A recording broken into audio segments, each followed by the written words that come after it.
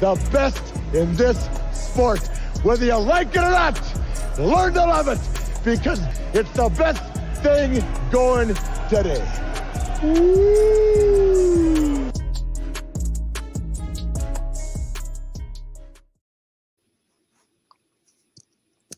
Hello, everyone. Welcome to Georgia Players Section on UGASports.com's YouTube channel and podcast platform here with Tavarres and Knowshon. Tavarres King, Knowshon Moreno from the Georgia Bulldog legends, NFL greats. Guys, excited. Cheers.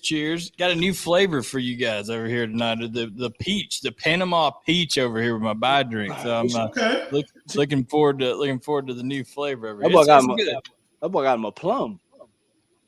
Oh, no, it ain't a plum real quick. Oh, I got you. You talking about Knowshon? Oh, you got a real plum. I thought you were talking about the flavor of my drink. You're talking about an actual plum. Put it this way.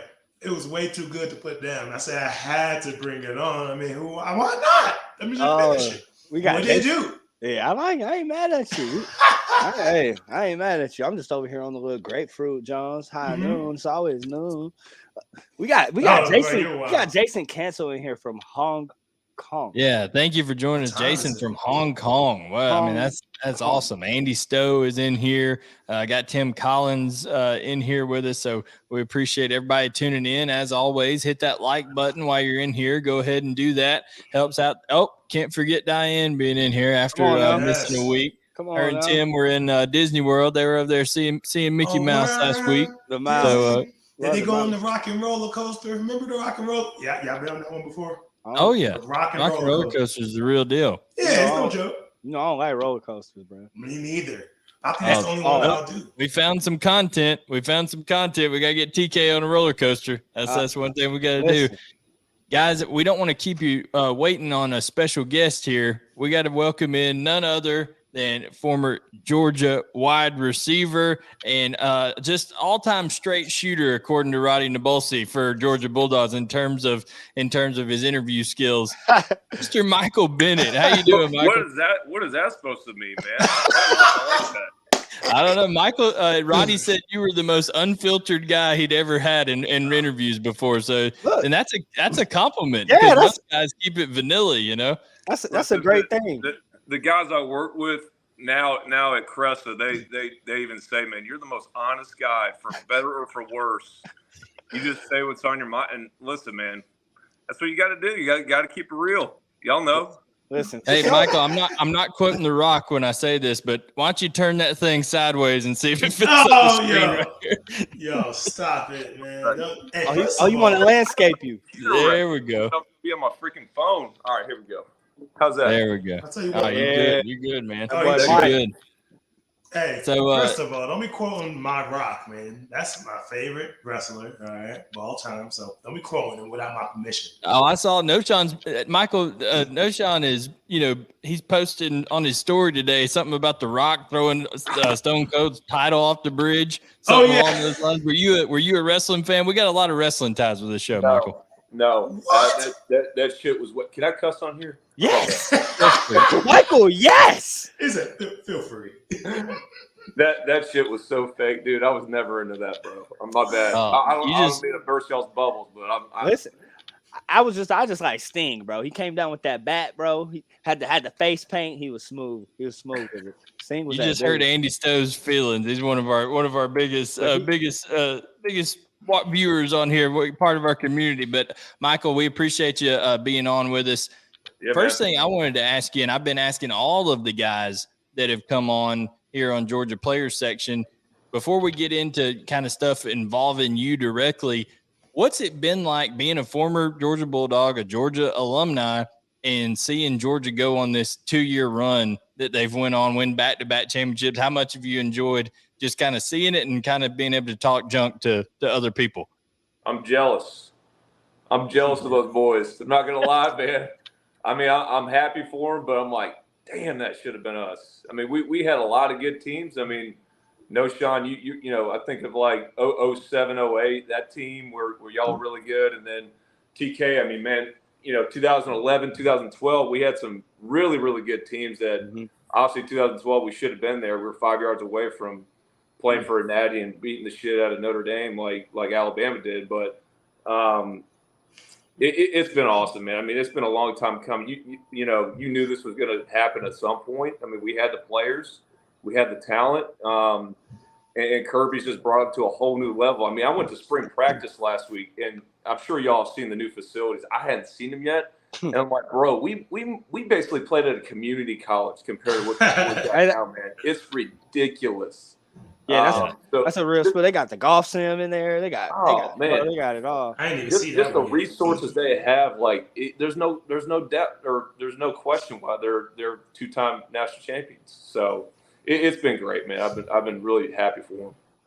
DK, Knowshon, what you got for you? Yeah. So I mean, obviously, you say you was there last week. Our guy's back. Bobo's back.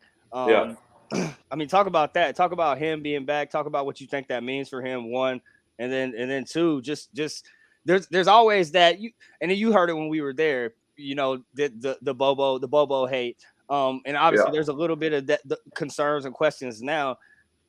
Go ahead and put those to bed for the people. We were putting up numbers. Bro, he was such a good coach. I tell people this all the time. He got so much flack, but I mean that's part of being an offensive coordinator, right? Mm-hmm. Someone's got to be mad at something, so they're gonna directed toward the play caller, which I get. But we broke so many records. I mean, I felt like every year we had a new passing record, a new total yards record, a new points record, something. It was just year after year. It didn't matter who we had. It was something new that we were doing. I mean, and it's directly tied to the offensive coordinator. But let's keep it real. That dude was an asshole, and I saw him last week, and I was just smiling on it, man. And time heals everything, right? So we're cool now and everything, but man, he was hard on me. I still have PTSD some nights, man, just thinking of what he would say to me, him and Ball, Is there a particular quote, a particular thing you remember him saying that really just dug in your crawl there? I mean, he probably called me a chicken shit fucker a few times. He would not, what do you? But he was a fab kind of coach. It would affect you then, but now, I get it. I'm sure if I was a coach, I'd say the same stuff. So man, I love Bobo. I'm so happy he's back, man. He is such a good football coach. Y'all know. I mean, so we're I'm with y'all on that. For sure. Bro. He would definitely you hit on something. He would definitely get into you, but he would push your buttons the right way. You were that type of dude that he could talk to like that. He could say things too that would push you, motivate you. And me too. I can remember. You remember him coming down to the sideline for a few games? He came down to the sidelines for a few games, and I had to go read block a safety. And all I could hear, Bobo was like, "Go get him, Tavarres." I was like, "Damn, Bobo, you just not gonna let me have my damn element of surprise." You know what I'm saying? You ain't gonna let me. You just gonna let him know I'm coming, cuz. Accent. Yeah, I'm like, "Go get him, Tavarres." I was like, "Come on, cuz." Oh man, but yeah, bro, he is 100% an amazing coach, Mike. Right. Knows how to push all the right buttons for sure. Well, what he did for me, and one quick story on Bobo. So this was, I think, 2013, maybe 14, and I was playing a lot of Y, a lot of inside receiver, and I was playing a little bit of X, but they were starting to put Justin Scott Wesley at X because he just had a lot more speed than I did. Let's keep it real, But hey, he can scoop now. No, he could, man. He had track speed. I did not have that, so I get it. But I was like, I just wanted to talk to Coach Bobo and be like, hey, man, So I went up to him after practice and I had Coach I'm obviously playing Y, that's great, but I think I could play a little X too. And he wouldn't even let me finish. He's like, hey, Bennett, you just need to be happy where you're at, okay? Do what's best for the team, all right? And just I didn't want to hear it, and just walked away. And I was like, okay. But then he circled back around 30 seconds later. It was like, hey, Bennett, come here. And then he was like, hey, man, I just want to apologize for that. I had a little outburst. He's like, I want to let you know that if I need a catch, I'm going to you. You're one of my go-to guys, bro.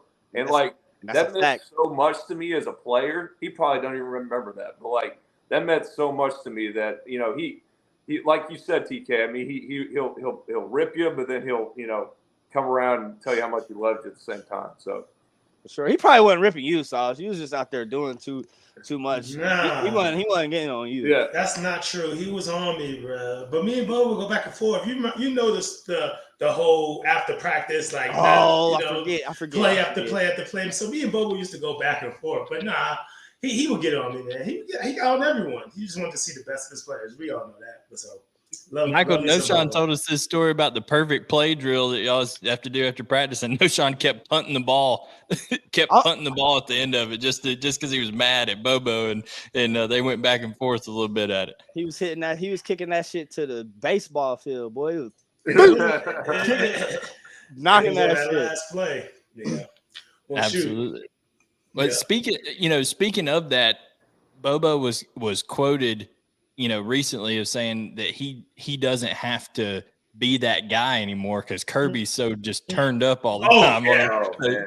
So he said now he gets to be like the voice of reason for some of these guys a little bit. So he said he's calmed down a little bit. Did you kind of see that when you went back to practice? That's interesting you said that because he didn't have that. Yeah. No, we didn't have that as a head coach at all. I mean, I'm sure y'all been to practice, but like with Kirby mic'd up the whole time, the whole freaking campus could hear him talking, and he's talking shit the whole time, like ripping players. It's like he's really witty, he's funny, but like he's on their ass the whole time. He's got his thumb on him, man. And so like you don't even hear Bobo like we used to. It's just like it's so different. But so you're probably right that he's more of like all right, there's already someone else doing that. I'm going to be the more voice of reason. Knowshon, what you got for Michael? I heard Kirby was like that too, because he coached the backs before I got there, so he recruited me, right? So I heard from D Ware, Craig Lumpkin, Thomas Brown, they were like, bro, Kirby was on us. Like they didn't really like playing for him, I guess, but maybe they did. I don't know. But my question, I mean, we all see these the weapons, man, that are at Georgia, bro. From the backs to those receivers, I mean, shoot, you can't forget about the tight ends, right? So, right. I mean, what do you think about this receiving core? I mean, with a couple transfers, Lovett coming in and rah-rah. But shoot, what do you think about the receiver core over here? Man, I was hoping you were going to ask me that question because who's the best receiver out of all of them? I don't know, man. I mean, like I was at practice and I knew we had a couple transfers. Honestly, didn't even recognize who they were, but all I know is that dude, seeing Brock in person, I'm like, that dude's going to be a top 5 draft pick. He's like the most incredible looking tight end I think I've ever seen. And then Delp, he's going to be a beast. Lost and lucky. Mm-hmm. What'd you say? Lost and lucky. He is so freaking big, man. And then that's crazy. And then obviously Ladd. I mean, the thing about Ladd, he's so good with the ball in his hands. And people obviously compare me to him because we're both white. I'm like, listen, there ain't here. Why they always do that? Why do they do that? I don't know, man. You just kind of got to roll with it. But I'm like, listen, guys, he is a lot faster, a lot quicker, a lot shorter than I was. All right, so let's not get it twisted. He's just got these little moves. It's like instinctual with the ball in his hand. Where it looks like he's about to take a big hit, and then he can just do that. TK, you had that. Knowshon, obviously you did too, but can avoid a hit. Man, I was like a freaking tackling dummy out there. I was getting laid out all the time, man. I just didn't have that. You're either born with that, you're not. And Ladd's got it. He was so good, man. Oh, bro, I really think he's super impressive. I think adding Rah-Rah, adding Dom is huge. Even Marcus Rosemy-Jack Saint stepped up for us big last year. And Alex Page, who's a guest of the show all the time on here every week. Shout out. He had a great question last week, and I'll just pose it to you.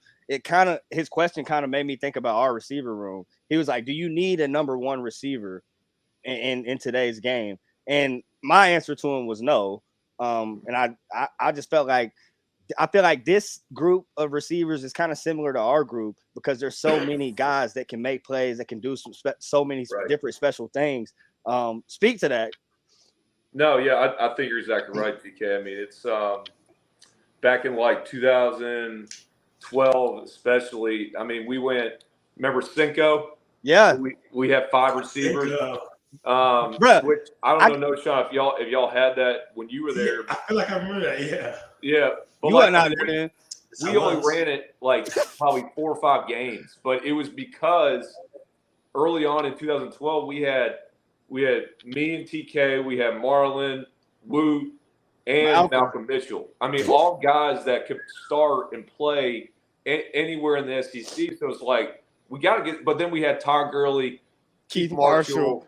You know, it was crazy back then. So it was like, all right, what do you do with all these weapons? All right, you get them on the field as much as you can, and that again, that goes back to Bobo. Really, really smart of him.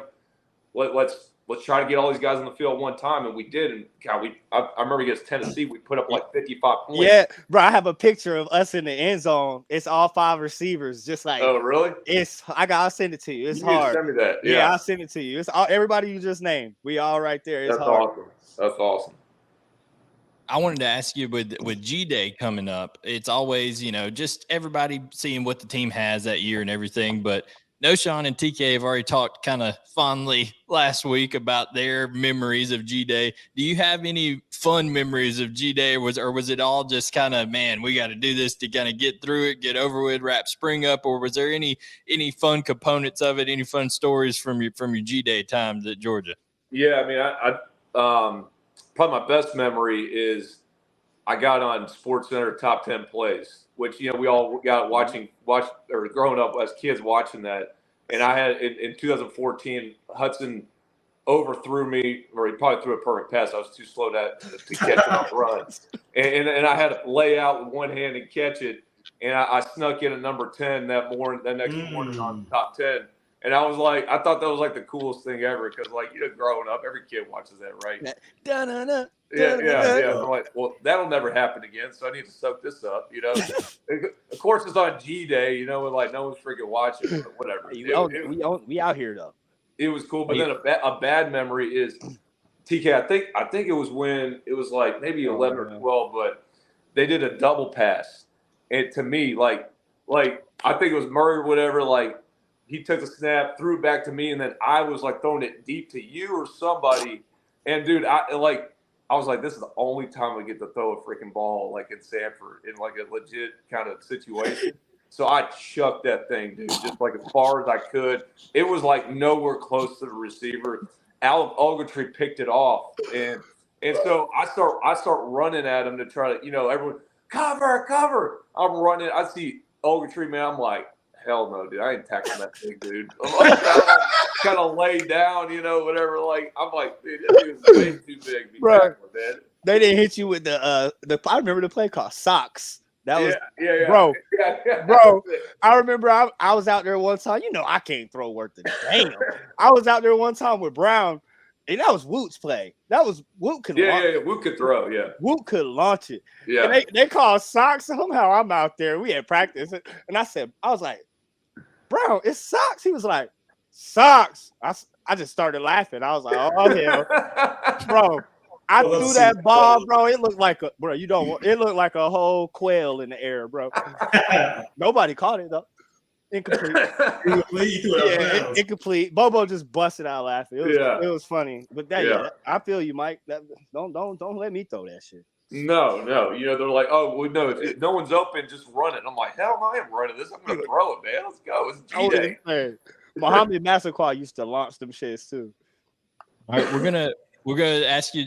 We value your time. We appreciate you coming on. We're gonna ask you some just rapid fire questions. What anything that comes to mind, guys? Fired away at him. I'm gonna ask you favorite or not favorite, funniest teammate at Georgia. Brandon Burrows. He was hilarious. Strongest or freakiest guy that you played with? Golly, there were so many of them. I mean, Alec Ogletree was ridiculous. I mean, he could play any position he wanted on the entire football field. I don't know. Next question. Yeah, that's tough. Favorite place to hang out in Athens? Oh man, come on now. it's bourbon. The verb. Come on. I think that's where I met Knowshon like the first time. Like I was a little recruit. I'm like, oh my God, it's Knowshon Moreno. Like, Maddest you ever saw Coach Rick? What's that again? The maddest you ever saw Coach Rick? Oh, the first time I ever heard him say the F-bomb, it was, and Coach Rick didn't do that. He don't say that. He did though. It was like it was one morning in the off season. Like I think like 3 or 4 guys had gotten arrested or something, and he just had enough. It was like 6 a.m. the next morning, and he just he dropped it. I was like, oh, you mean Bennett from downtown? Yeah, he definitely banned the boy from downtown. Oh, say y'all boy can't go down there. No, Absolutely. And then I guess what would the score have been if y'all got to play Notre Dame that year in 2012? What was the score? Alabama, Notre Dame. Oh no, that we beat the shit out of that. Absolutely. Y'all guys got your anything for Michael before we I know you There you go. run out of here? hit him with that one. Yeah, I know you're a golfer. What's your handicap? Oh man, where's my gin at? I gotta look. I think like a 9-4. Oh, Mike! I'm down in single digits. Come on now. Wow. He was trying to get me out, but why you trying? Oh, snap. Let me find out. Okay. Mike out there. Not bad, man. Hey. What do you know, Sean? What's your handicap? Oh, man. Shoot, I'm probably like a 15 or something. Who knows? Hey, 15 is a good place to be. I mean, for member guests and all that, man. You're a good partner. True. True. TK, we're trying to get around in on the 16th. We might just have to see if old Bennett wants to join. True. Yeah, I was supposed to play with Mike a couple of weeks ago. Murray pulled out on us. So we got to run that back. We still could have played TK, but you friggin' just went dark on me. Oh, my fault. Come on, man. So my fault. Well, shoot, run it back. We out there. All right, let's go. Weather's getting nice. Let's go. Yeah, let's get it. Absolutely. Well, Michael, thank you so much for joining us here. Listen, you've been on with us before. We always love having you on. If you haven't heard it, I'm sure you already have. You gotta get TK to fill you in on the Ben Jones hognose story that we had the couple weeks ago. He might have seen a couple of people get tied up by Ben Jones before. Yeah. That's always a sight to see. Oh yeah. So we'll have things like that covered up, but also when it gets a little bit closer to the season, watch G-Day this week, see what you think about these young cats, and we'd love to have you on as we get a little bit closer to the 2023 season, man. All right, man. Appreciate y'all having me. I appreciate you, Mike. Yes, Love you, brother. Thank you, Mike. Appreciate it. That is Michael Bennett, That's what's up. former Georgia wide receiver. Guys, his talks about Bobo and how Bobo was it. He said, call him a chicken blank, blankety blank, on there. I mean, pretty funny stuff. No, it's just oh, come on, yeah, it's college football, bro. It's definitely been worse stuff said out there for sure, no doubt. But yeah, I mean, Bobo is that dude. Like we said, gonna get you prepared, gonna push all the right buttons. So yeah, man, excited. Michael's always a good guest for sure. He lived up to Roddy saying he's the most unfiltered guy that he'd ever interviewed at Georgia, because that was right on the money. Now listen, I wanted to you talk about guys coaching stuff. I don't have as many player experiences as you guys do, but when I showed up for my first week of college football, this is D2 level. I had a DB. I'm a quarterback. I'm over there doing routes on air, and I got the DBs right on the other side over here. And I hear the DB coach go off. This is like second day of practice of camp, and he's going off on this freshman saying, I wish your blankety blank grandmother had never been born, so your blankety blank mother had never been born. I mean, just going off on this guy. So, hey, I know that it's some tough stuff out there, but I think y'all were a little bit had a little bit more benefit than others with Coach Rick being your head coach. You didn't hear quite as much of that stuff. True. We had Fab going crazy. Yeah, Fab, I was just about to say. Crazy. Bro. I love me some Fab. That boy Fab was going crazy. I guess Coach Rick act like he didn't hear nothing. But, hey, listen, when I'd go to Georgia, hey, like he didn't hear y'all. When I'd go to Georgia camp growing up, I'm talking about guys from 10 years old all the way up through seniors in high school. Coach Fabris is going crazy on those kids at camp. He was going nuts on them.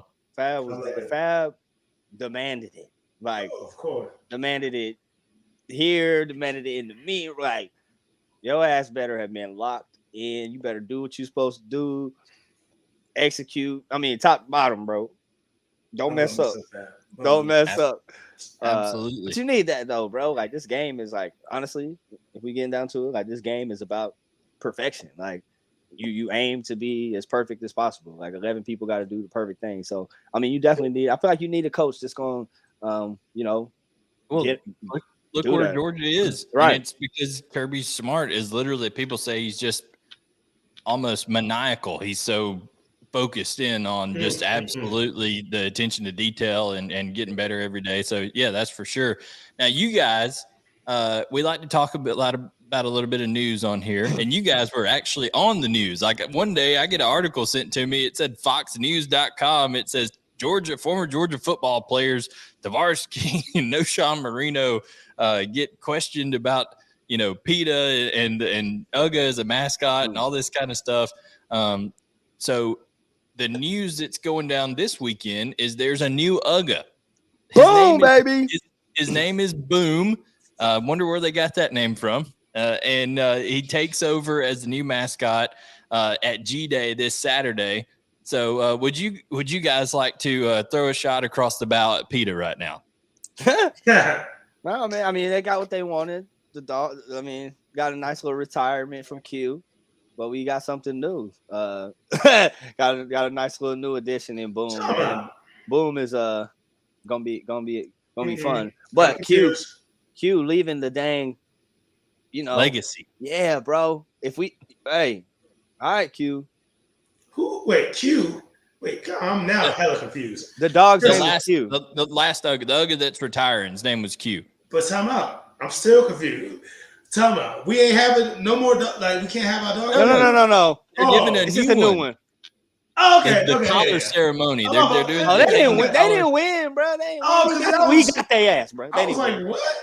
Okay, they ain't win. We ain't win. Where they get the name? Well, why we're gonna make shirts that said Tavarres, say TK, and no greater than PETA. Hey, I'll buy that. Get some merch going on over here. We are trying to do some of that. Knowshon's working on some merch stuff for us. We're going to get some of that going before too long. So we appreciate everybody that's tuning in right now. Like I said, hit that like button, subscribe. We just passed the big 36K here on UGA Sports YouTube channel. So appreciate all you guys. So make sure to hit the like, subscribe, turn on notifications every time we go live, every time Coach Donnan and Roddy and Dane go live, Paul and Ben and Jason, those guys on Sunday nights. It's tremendous. There's no other channel that's bringing this much Georgia content to you each and every week. And literally, there is no other network that brings you two former Georgia Bulldog players every single week, as in Knowshon and TK. And we're greatly appreciative of that. So, guys, we started last week the SEC uniform tournament. Okay. And I'll go ahead and throw up the bracket. It started out like this. We went what y'all did. Talk my shit. Listen, we went with the SEC standings. That was Knowshon's idea. You guys, hey, just number it by SEC standings. So that's what we did. Georgia and LSU were the 1 seed. So by nature of that, they got the byes. And you saw the 2 versus the 7s at the bottom, and Alabama and A&M, Tennessee and Vandy. The 3s versus the 6s in the middle, and then the 4s versus the 5s up top in the first round. Big ball. So we're going to go – you guys voted on the dog vent. You voted on Facebook. You voted on Twitter.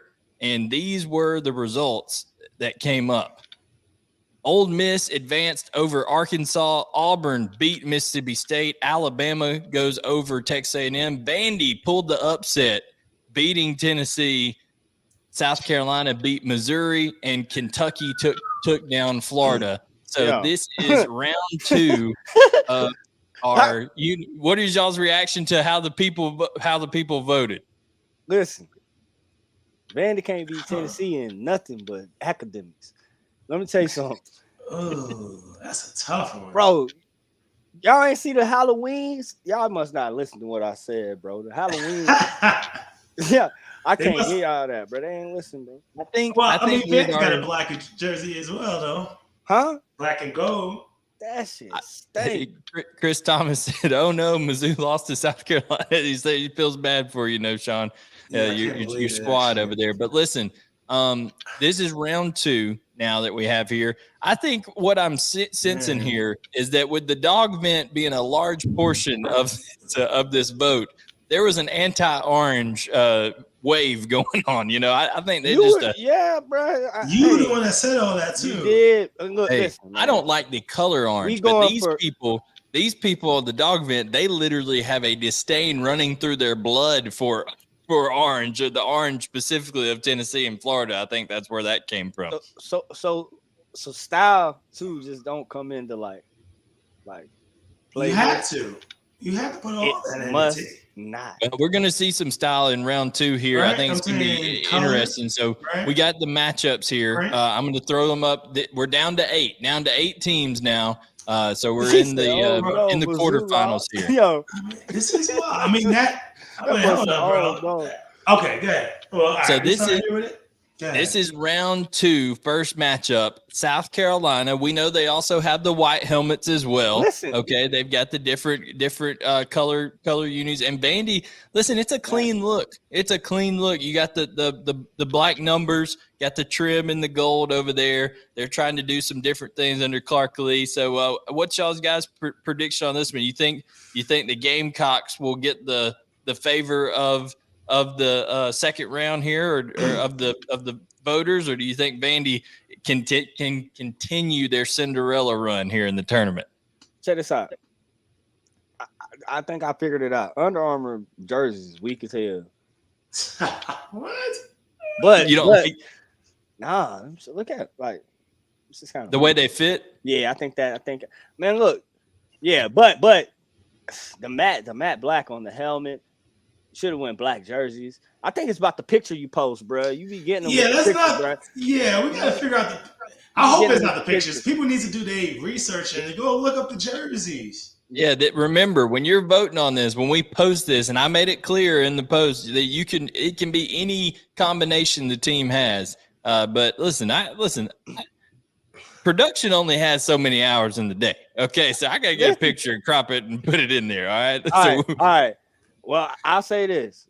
I'll say this about Vandy. Go look at I think they call Deep Water is the name of their jerseys. Go look at their Deep Water jersey. Uh-huh. But the South Carolina matte blacks, I ain't gonna influence with my opinion here. But the South Carolina matte blacks, yeah, I ain't gonna say either way of that. But out of those two, like of those unis, I like the Deep Water for Vandy. And the matte black. What color is black helmet? Is that white? It's like oh man, blue? It's like I don't know. It's like khaki. It's almost like the color of your hat. Oh, okay, yeah. No, yeah, that's smooth. They got that. Yeah. So they got that. They got that over there. Yeah, so that's the first matchup in the East. South Carolina and Vandy. This one, I think I know how this one's gonna go down. Yeah, this is gonna be a landslide. So you got the red and the blue here. I don't know. This could be. Listen, we got to remember where we at as well, right? We on the dog vent. But that's what I'm saying, though. Come on now, yo. Kentucky got that. Yo, they clean. And we talked about the blacks, and he put the blue up. I don't know why he did that. He should have put the black with the checker, right? Blue checker. Then they got the y'all sending me the pictures next week. Y'all just go pick y'all sending the pictures next week. I'll let y'all see what y'all's Photoshop skills.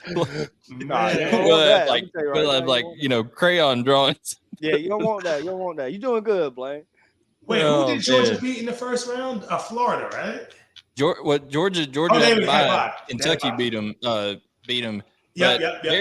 This is gonna be Aaron Brown here looks tough now. No, he's clean. The Kentucky's got some clean jerseys, bro. Like man, we said, the black. Then they got that chrome. I think it's chrome helmet. Is it chrome?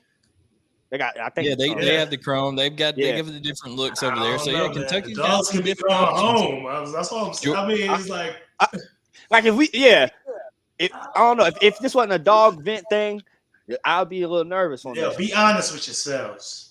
All I'd right. be nervous on that one. In the West, on the West side, the Iron Bowl of the SEC uniform matchups. Listen, this one's tough because I think both of these are classic, clean looks right here. Love it. Classic, clean looks. Boy, You love it. You love it. Both of them. Hey, so I was here because looking at this earlier, I had a little. All right, you got to answer this one though, Sauce. Which one you like better out of these two? If you want me to pick for? Mm-hmm. I'm gonna go Auburn. Me too. Okay. You know what I'm saying? Blue, they got the clean white. Go ahead. No, go ahead. Got the orange. No.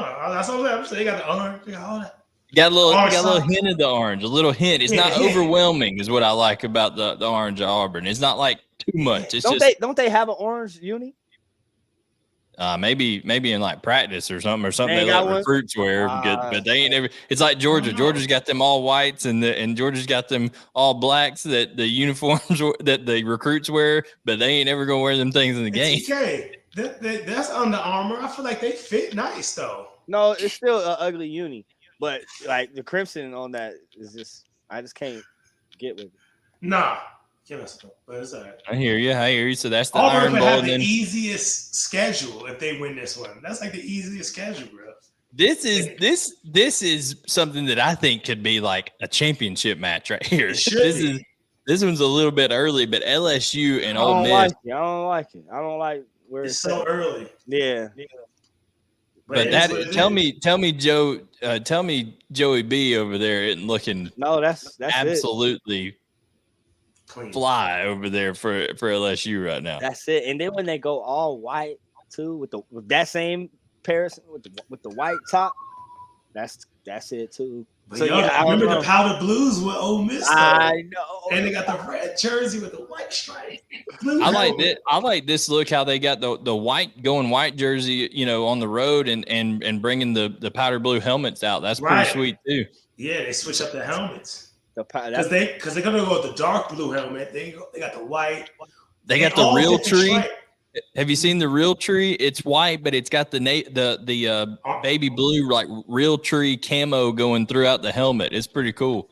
So there's a lot of really, really good combinations out there. I'm excited to see this matchup. We're gonna have everything posted on the Dawg Bennett. We're gonna post to Facebook groups. We're gonna post to Twitter. We'll even get TK and Knowshon to post to their very, very well followed Instagrams. If you don't follow them on Instagram, you're I don't know how, because they got like literally millions and millions. Hey, get up! Hey, first of all, my dude, bro, y'all follow me. I ain't posting shit, but my son. That's the problem. That's the problem right there. We gotta get TK and Knowshon more active with their big following over there. Tim, Andy, Unc, you gotta get it. You gotta get on them. Listen, you ain't got no corner on the rock. I don't know. What do you mean? I do have a corner on the rock. Who's your favorite guy? We had him on, the phenomenal one, AJ Styles, man. Oh, I mean, before him. Before him, I would say my favorite back when I was little. I was 8 years old when the Goldberg thing hit. So Goldberg was like, when he was going through the streak, but he wasn't a real promo guy. So I guess the biggest promo guy that I'd like. I mean, I used to like Kevin Nash a lot. I was a WCW guy, So Kevin Nash, Scott Hall, those kind of guys. I said one guy. This man's naming 6 people. You don't have your favorite guy. That's why I said get off the rock. All right, let's go. Get off the rock. All right. Well, listen, that was round 2 of the SEC uniform tournament that we're having. Now we're going to bring a different segment here that we call levels to this, and I've got to get the logos out on here, but I want to kind of explain what this is. We're going to start putting different topics and things in levels. Oh, Jeremiah King right here. Thank you for the super chat. The Dogs white helmets are beautiful. Yeah, man. I mean, Georgia definitely needs to throw out those white helmets. You see those recruiting pictures and all that kind of stuff. They're pretty clean for sure. So that would be. I mean, yeah, we bring out the white helmets. I ain't bringing down no white helmet. It'll be smooth. I mean, look, we ain't. I feel you. But you see Jermaine King throwing a super chat for us. You guys can totally do that. We welcome the super chats for sure. So that's awful nice of you, Jermaine. We appreciate it. We're going to be trying to come up with different ways to bring content to you guys as well. So excited about all that stuff. But what we're going to be doing is we're going to take all the different SEC teams and we're going to rank them, SEC football programs, I should say, and we're going to be ranking them in the elite group, the contender group, the pretender group, and then down bad. I mean, we've got a bunch of teams that, might fall into that. And here's the thing.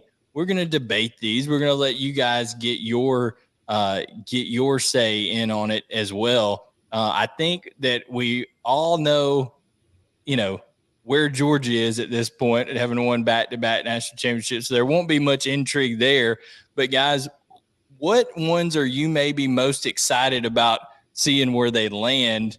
Because I have a feeling that some of us are going to disagree on the levels of these. So what are some of the teams before we get into this that you think are maybe the most intriguing?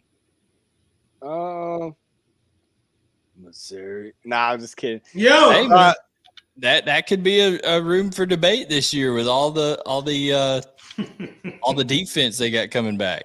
Missouri and Kentucky, since y'all like them so much, but about no, in the West? Alabama for sure, because I feel like everything that left that program, and then just so much unknown. You got a new coach coming in, new OC coming in. So yeah, for them, I think it's kind of it's going to be interesting to see where you guys put them in those aspects. Shoot, or a team like a Tennessee. It's going to be interesting to see where they go because they just now kind of resurfaced, got back into things. Kentucky. I'm going to say Kentucky. Yeah. It's a lot, man. Let's see. Let's break it down. Go ahead. Start the Yeah. I'm pulling them up right here, getting these going. All right, so I'm gonna have all the logos up here. Let me share my screen. Sorry, production's working here. Okay, production's working. We're trying to get this going. All right, so levels to this, and I'm gonna have all the teams kind of jumbled up here at the bottom. I'm gonna pick one out, and we're gonna say where they are, where they go. And I'll be adding some teams in here because I don't have them all quite on here yet. But I want to go start out with a team that is always relevant because of Lane Kiffin and what he's saying, what he's doing. He had a 10-win season a couple years ago. They were 7-0 to start the year last year. What are we thinking? They're definitely not in the elite category. Would you call Ole Miss a contender, or would you say they're still in pretender mode right here? Where are we going with? I'd have to put them in level 3 pretender. Okay, what's your justification? I mean, they hadn't justified to me that they can do it. They hadn't proved to me that they can consistently win games versus not even just middle of the road type team. So I would guess I'd put them as a pretender. If you're a fan of Ole Miss, then you're kind of dreaming. Right off the bat. All right, Knowshon, what do you think? Is that the right place for them? Remember, it's going to end up being a first to 2 votes. That's where they get. Oh going yeah. Here. Oh, yeah. What if we're in 3 different levels? Well, I don't know. That'd be some Jekyll and Hyde stuff right there. That'd be a real crazy team right there if you had to do that. I had Ole Miss. Let me see. I had Ole Miss in the contender. Just because, I like Dart over there. I thought he had a good season last year, and I would hope he just get better. And then you hear a little bit of a quarterback battle maybe over there, maybe happening. So, I mean, that brings everyone's best game out, So I like that about Ole Miss. I know they lost Zach, but, bro, Quinshawn, that's all you need, baby. They got a run game. Besides the quarterback, because the quarterback can run as well. But Quinshawn just had a great season. His rookie year, freshman year. So I can just I just know he's going to continue. So you would slot him. You would slot him as a contender right now. So I like the contender. And at the end of the day, really, I'm just confident in Lane, the Lane train, baby. I know he's going to have the team ready. They didn't finish the season off last year how they should have or how they wanted to, but I think they're still a contender this year. So this is kind of a role reversal here because TK, you're typically all on the Lane train. Like you're all aboard it, but you just don't think they've done enough to be considered a real contender at this point. Listen, I'm on the Lane train. I ain't on the Ole Miss train. I like Lane Kiffin and his antics and what he does, but if that's not producing, I can't put him and his team up there, you know what I'm saying, as a contender. But I mean, I feel Knowshon, you got some valid points too. They haven't proven to me. I feel like they've been just kind of like this for like 2 or 3 years. But yeah, I have to go. I have to agree with you, TK. I just think right now, if they had a quarterback that was proven, and I know Spencer Sanders is there, but we don't know if he's actually going to win the job yet or not. So I'm going to go with Ole Miss in the pretender category. I think we can make this easy and not have to drag this out with Georgia. Go ahead and put them in the lead. I mean, you have to. They're of course back-to-back national champions. But the one that I'm going to see if I can click on it here. You got to move one out of the way. This is a good one. LSU. They were, of course, national champions about 4 or 5 years ago. Joe Burrow and company. Then they hit rough times, and now they're back as a defending SEC West champion. So is this program elite, or are they just in contender mode? Man, you go first, huh? Man, I put them in the elite. I thought they had a really great season last year. Jaden Daniels coming in, being his first year in the system. New head coaches, new coaches. And they went out there and handled business. And he's coming back. So I like them over there. They got neighbors over there at the receiver, out there on the island. And they got some other receivers over there I think that's going to help them out. So I just think they continue to get better, hopefully, and can get over that hump. We'll see. But I got to put them in the elite category. I think so. Just because they're at elite for right now. They're at elite for right now with Knowshon, what he said. I loved it, Knowshon, what you got over there with them and Knowshon. Now, TK, are you going to back up your man with the elite there, or are you going to say they drop down to contender mode? I'm going to back them up here. I'm gonna put them on the line right now because it could go either way. I think that they'll probably be better, and I kind of alluded to it last week. Jaden Daniels was really good last year, really, really good, and I can only think that he'll be better, and that is the biggest part of a team is the leader of the team, and I think that he'll probably grow, he'll continue to grow as a leader, but not just that, develop as a passer, like I said last week. And I think that that's going to be huge for all those guys. Knowshon just mentioned the league neighbors, all those weapons out wide. So I just think that offense will be way, way, way better than it was last. Not way, way, way, way, but I think they'll be way, way better than they were last year. I'll tell you what, T. I need them backs though to wake up. We can't let Jaden be the leading rusher. You feel me? Yeah, 100%. But and Joshua, no Kane, Yeah, you need all that. You need the backs to do that. And I think they will. I think that they're not going to rely on him to run the ball, and I don't think he wants to be relied on to run the ball. All right, so you were saying contender right now for LSU, right, TK? Yeah. Oh wait, is that what you said? You said contender on that? All right, so I backed up TK when he said pretender. I'm gonna go Knowshon here with elite. Yeah, I got him on elite. Hold on, I'm going elite. Okay, he's going elite too. The reason I have LSU as an elite program. I said they'll be better. How would I put them at contender? I said they'd be better. I don't know. I thought that's what you said, my man. I was just going with it. We was going by the words that was coming out of your mouth. You know what I'm saying? Oh, nice, Chris Tucker. So I'm gonna go. Hey, you got to throw in the references, man. You got to throw in the references. I'm going to go with LSU as elite, and here's why. Going back to the year 2000, from Nick Saban to Les Miles to Ed Orgeron, all three of those coaches won national titles at LSU. That is an elite program when all three of your last head coaches have won national titles. And then in year one, Brian Kelly brings some organization after, Ed Orgeron went basically girls gone wild there in Baton Rouge with the program. And it was a little crazy. And LSU gets back to where they should be. Listen, they didn't have the depth and the overall roster talent to stick with Georgia last year in that SEC championship game. But they make no mistake about it, they're an elite program. I think, the same, and for time's sake, we don't have to debate this one. I don't think. I know. Yeah, I think it was down there. Yeah. I know they haven't won, but Alabama's got to be in the elite category, correct? Is that unanimous? I had it in the elite. Man. All right. Because, Saban, they got to prove that they're not elite to me first, man. You got to think about all the years that they've been. They've always been in contention. They've always been there. They just didn't prove that shit to you with all that shit they had. All that shit they had. There was a lot going on, man. No, I don't know.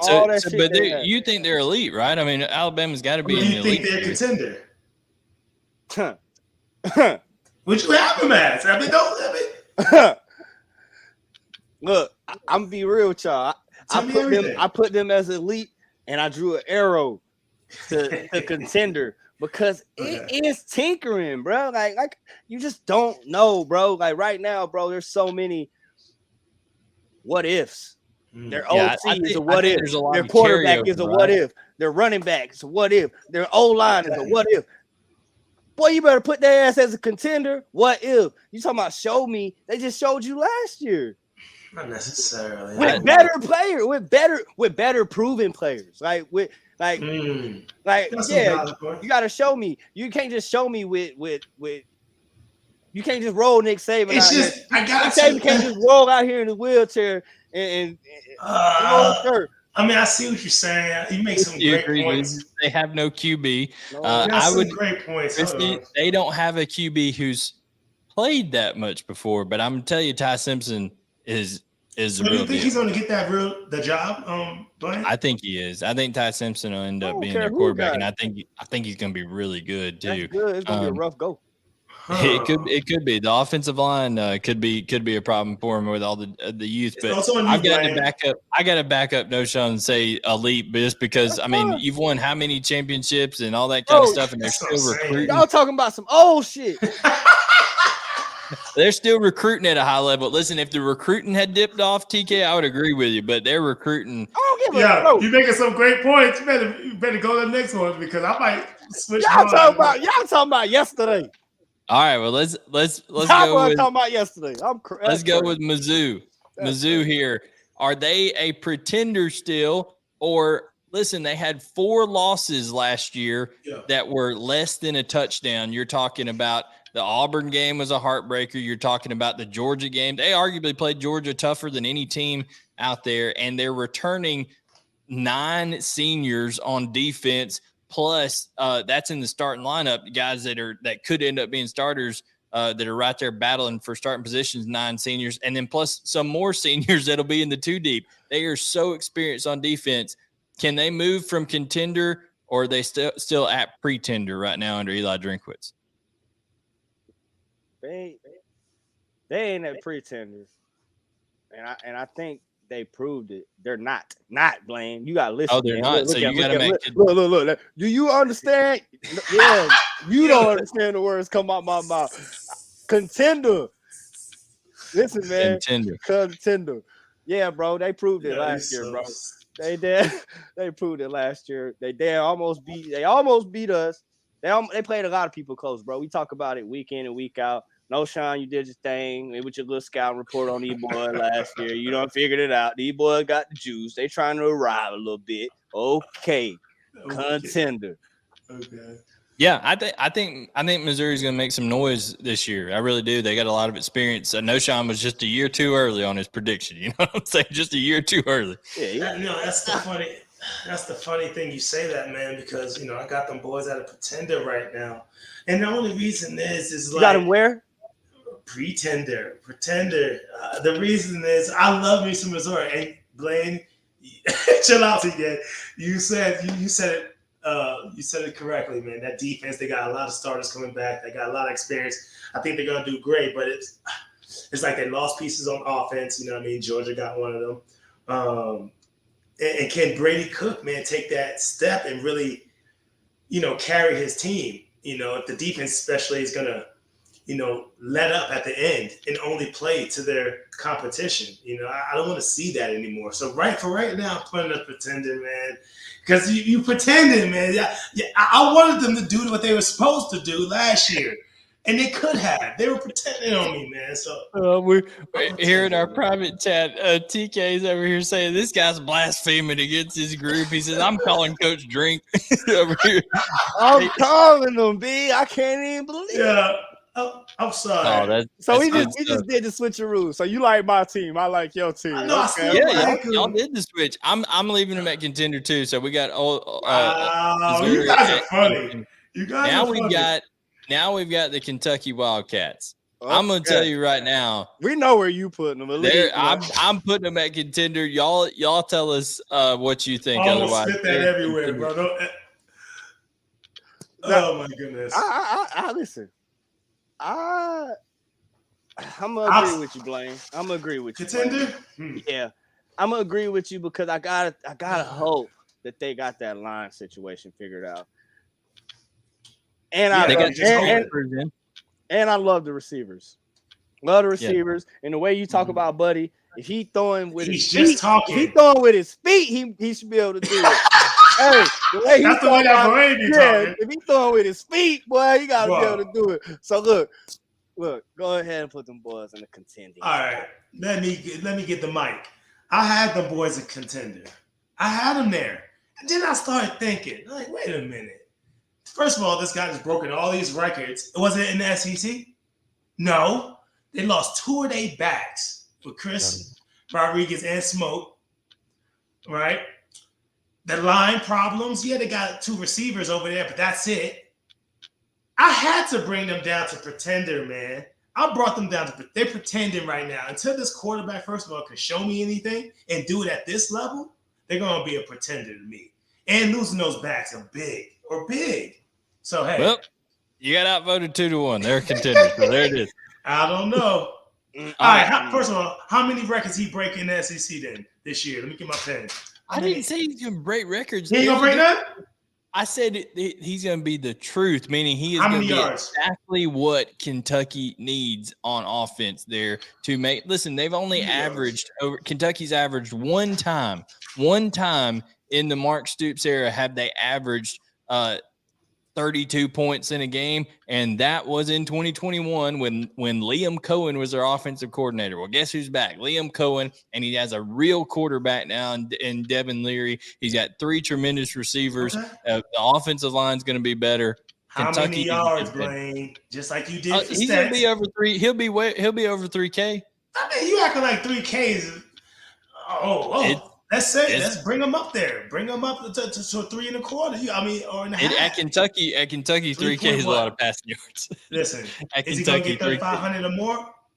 I'll say he's over 3,500. Got it. Over 3,500. Got it. In fact, let's go ahead and let's make it spicier. Make it spicy. Make it make it real spicy. If you got, She don't want that 2-footed bad boy. She don't want that Dos Zapatos animal. You know what I'm saying? All right. Devin Leary, over 3,500 yards this year for Kentucky passing. 38. Over. What are you trying to do? This is what are you an auctioneer or something? And I got a 35. Can I get 38? No, over here he's going 3,500. I'm gonna say he's over 3,500. Dos Zapatos on that for Devin Leary. He's the truth. He's the truth. I'm thinking he's going to have a real good year. Texas A&M, are they a pretender or are they down bad? 3,500. Dang, where I got these little. Man, I got these boys as a pretender. Word? Me too, TK. Because I know that they've disappointed, but they're not totally down bad because there's still some talent there. Okay? Yeah. If Jimbo gets the head out of his butt, they'll be okay. They could go for pretender to contender. But how long can you pretend, my G? How long can you pretend? Well, they're about to find out. I had them down bad again, man. I had no faith in the quarterbacks over there. I'm wondering if Max Johnson can finally win the job back, maybe. Connor Weigman's going to be the guy. Backpedal. Put Unk's thing up there. Get his ass, Knowshon. Get his Zapatos. Get his Zapatos. Is this cat better than Stet or no? Like the situation was far better at Georgia for Stetson to be more conducive. So it wasn't Stetson's skills; it was just the pieces. Stetson. It was a combination of the skills and the tremendous talent around him. Listen, last time I checked, Devin Leary ain't going to have Brock Bowers to throw to. Okay, so he got pieces. He got 3 fire receivers, boy. Yeah, that's true. We'll see. Florida. I got to put him. First of all, we've settled on pretender. I know we got 2 votes for pretender. So, Knowshon, what do you think for A&M? Oh, well, I was down bad on them because I'm just not confident. I said so. Yeah. All right. Another 2-1. Yeah. Swing there. Yeah, y'all got all right, Florida down bad. Everybody agree they're down bad because the talent is just not there. Talent's not there. It's a lot of unknowns. I don't like Mertz coming in. That's where I got him. I it's so funny. I had them up 1. I don't know why. They should be down there. I was doing some of it. Put them back down there. Mm-hmm. Yeah, I think they're down bad. Auburn, what are we going with here? Ooh. Auburn, I had them down bad too, though. Ooh, really? They got no weapons outside. Yeah, I love Robbie, man. Robbie Ashford. I told you he has those glimpses. And he has those times that he looks like Bryce Young out there. I'm like, ooh, that was a night. He could run. He could throw that thing. He got a lot of work to do. The run game didn't look as sexy to me. In that when I watched the spring game, I know it was a wet day. They weren't going to have the guys throwing that much, but they had TJ Finley. They had Finley out there throwing right away. So I got to go down bad. What are you thinking, though, T? I had him at pretender. Because of Hugh Freeze, because of Robbie Ashford, but you was just speaking some actual factuals right there, boy. Move their ass to down bad for me right now. Okay. Yeah, I think I agree with the main thing that Knowshon said there is a lack of talent on the outside. They don't have receiving threats. Auburn doesn't, and I know that the RPO style offense that Hugh Freeze is going to implement and Robbie Ashford's legs, that's going to negate that a little bit. They do have a receiver named Tavarres that had a nice spring game over there, TK. Hey, Mama Tavarres Dawson over there. He had a nice spring game, but I think that their running game is going to be the strength of it right now, and I just don't know when you're a more running oriented offense and you don't have the depth on defense. Because if you're going to run the ball a lot, Knowshon, sometimes you're going to get stuffed on the run and your defense is going to be out there on the field for a while. So you got to have some depth on the defensive side. It's going to be interesting. Now, we have a huge Tennessee fan, Chris Foster, who's in here. He loves to come in here and watch with us, and we welcome all SEC people now. We welcome them all in. But he's going to be very interested in to see where you guys are going to place Tennessee. Are they still in the contender lane after Hendon Hooker is gone, after Jalen Hyatt is gone, after Cedric Tillman is gone, or do you think they drop down to pretender, contender, or pretender for Tennessee? Want me to go, T? I'm going. I'm going pretender, man. God, I think they take a drop, bro. I think they actually. What am I talking about? We got Joe Milton. I'm going. Yeah, your dose of Pato said that Joe Milton. I'm going contender because we got Joe Milton in the deal. Hey, I'm going contender, bro. So wrong with him, bro. For sure. For sure. Give me a contender because of Joe Milton, bro. I think that he's gonna have a good year, bro. You got Brew McCoy outside. Right. Only thing still is the only thing. Their defense, bro. Their defense. Yeah. Poo cheddar cheese. Yeah. I think the defense is still improving. Obviously, they have to find a way to cut down on some of those explosive plays at times, especially in the passing game defensively. Mm-hmm. But I think the reason I'm going to slot him as a contender instead of a pretender, I'm going to slot him as a contender is because I did. I'm gonna put him as a contender as well. And the reason that I think they'll be a contender is because I don't know, other than I guess when a player may have been the last time y'all were in Neyland Stadium, but that place gets rocking. And that home field advantage that they have is enough that as long as Josh Heupel keeps things exciting over there, I think they'll stay a contender and a threat. That's going to be Georgia's biggest test this year. I think is going to Knoxville late in the year. Yeah, it is. It be rocking in there, Patsy. Yep, not Kentucky, but nah, they get Kentucky at home. Yeah, that's fine. But your boys coming. But the Heisman Trophy winner. I wrote it down somewhere. I didn't say Heisman Trophy winner. It was off the air. Words in my mouth. It was off the air. What do you say? Oh, off the air. Now we're going off the air stuff. It was off the air. Lord knows what we could put off the air on here. After the after show is the better show than the real show. Boy, y'all need a paywall. I know. Oh man, it's good stuff. This is an interesting one too. I agree with you boys. Let me get mine now, man. Hold on. Y'all forgot about the two best players on their team. Who's that? At the running back position. Jalen Wright, Tavarres. Okay. Two best run. You know what I'm saying? Two-headed monster. So with Joe, man. So I'm over there with contender as well. But contender. Knowshon started us off on South Carolina. They beat Tennessee last year. They beat Clemson last year. Mm-hmm. They have their quarterback coming back in Spencer Rattler. Mm-hmm. Too inconsistent for me with Spencer, man. Too inconsistent, man. That's what I'm gonna say. No weapons, really. Is Bell still there, or is he gone? Jaheim Bell transferred to Florida State. Marshawn Lloyd transferred out to Southern Cal. Who do they have? They don't have anyone now. You know what I'm saying? I gotta put them as the pretender. I have them there. Yeah. You think they're down bad, T? Nah, they ain't down bad. Because here's why they ain't down bad. It's crazy. Spencer Rattler.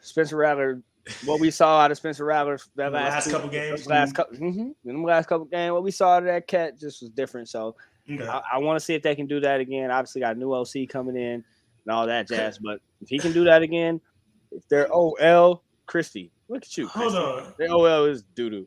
TK. If they OL is TK, man. Well, you going down Beasley? I think so, bro, because I didn't know Marshawn left. Hey, I didn't know he was gone. And I don't get that either because he was having like a solid year. So, you could put him on that. They might be. I'm sorry, bro. I got to change mine. They're down bad, B. That hurts them, I think so. They're a pretender. And the only reason they're a pretender to me is because Shane Beamer provides just enough excitement and just enough charisma to make you think that South Carolina is going to be a contender. But then his inconsistency and his emotional immaturity as a head coach hurts that program tremendously. You need someone who's going to be, absolutely locked in and unwavering in how they approach things. And Shane Beamer's not that guy. Okay. So that's where I've got them as a pretender. I don't have them winning more than 7 games next year. I don't have no doubt. Chris Taylor says his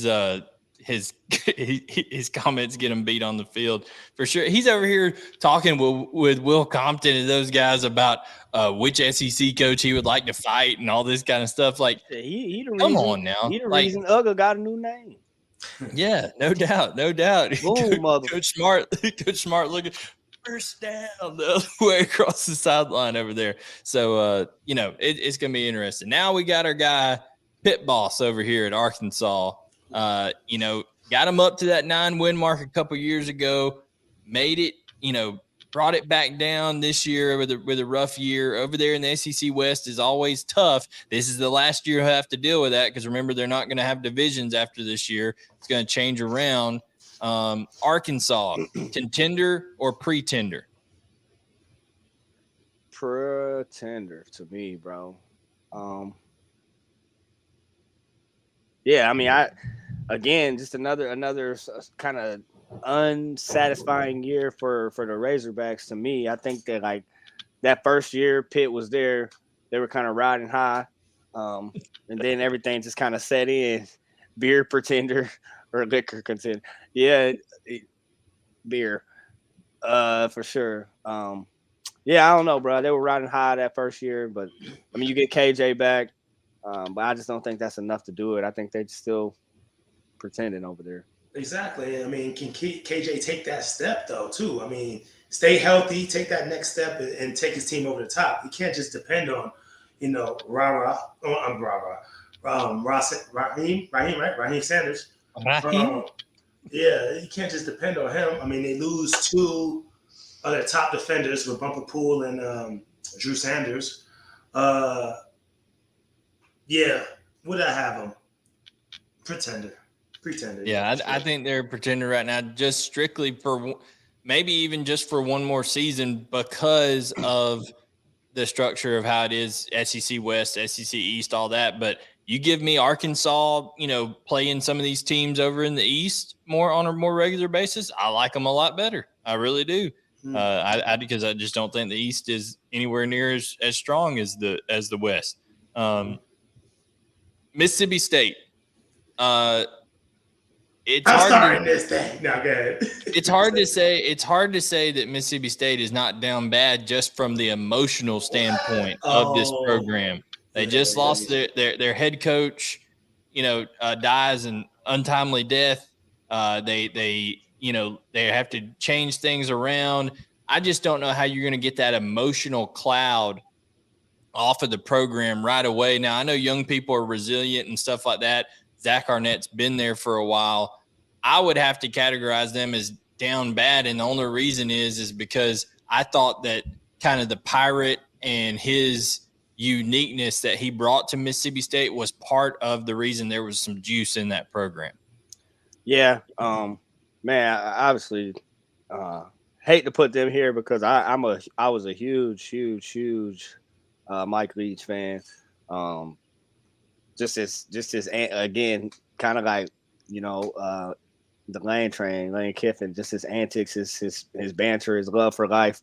So I mean, honestly, it sucks putting him here, but it's a rebuild for this program in every aspect. It's hard to kind of, I think, take what he had into that program and lose it and just you got to think it's a big blow to that team, but do have Will Rogers, right?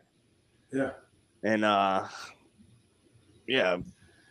do have him. So I mean, I don't know what else is out there really. I mean, they still got their 2 backs over there, Aquarius, Marks, and Dylan, right? They still there. No, right? Dylan's Dylan gone. left.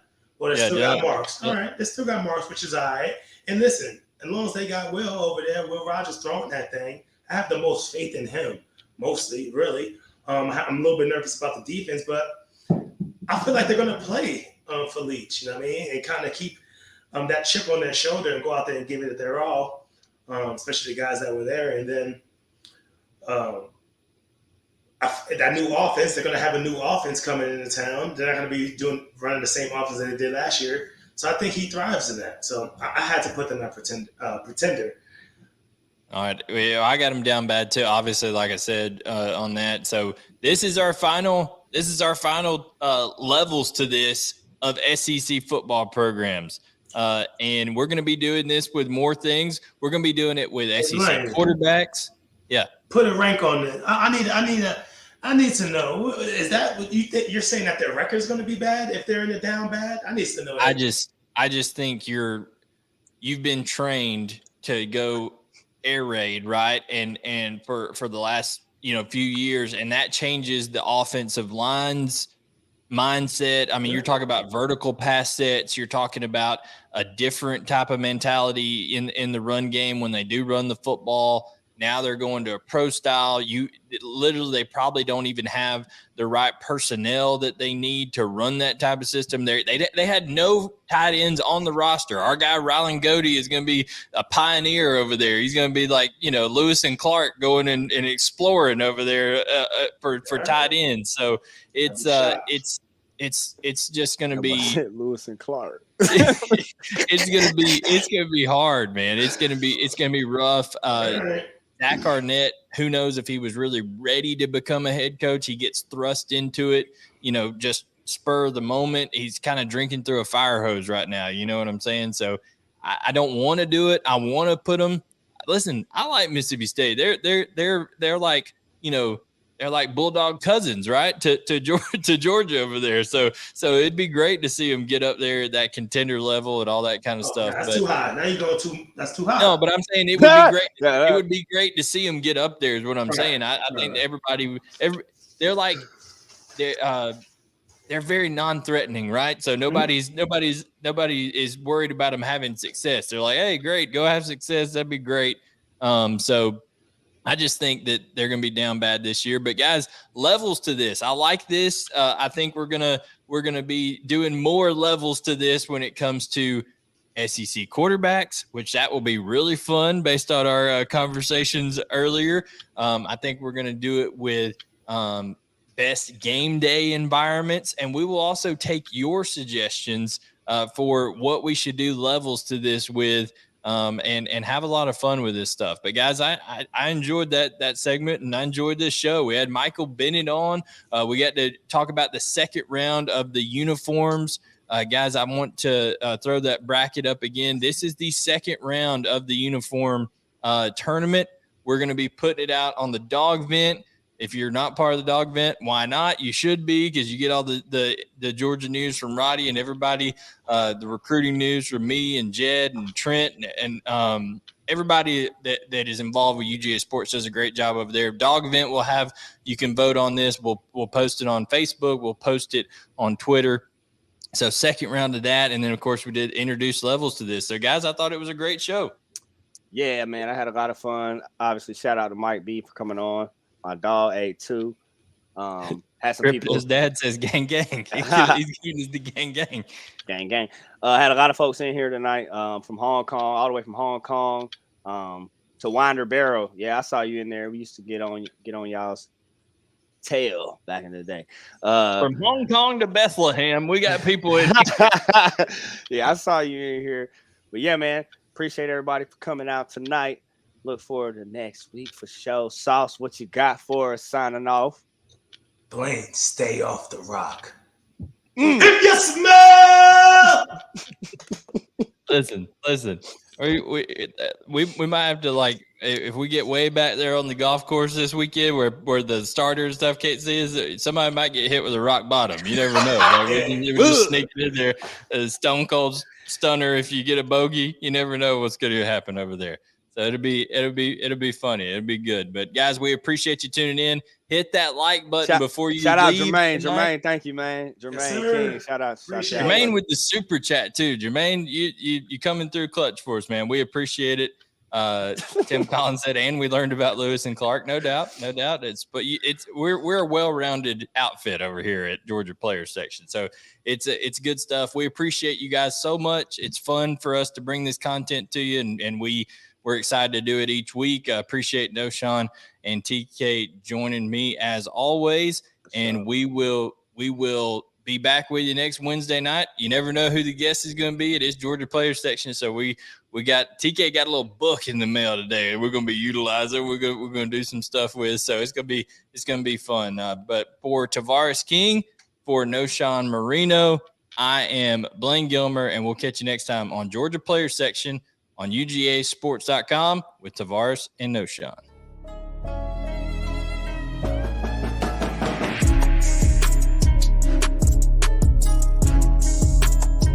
The best in this sport, Whether you like it or not, learn to love it because it's the best thing going today. Woo!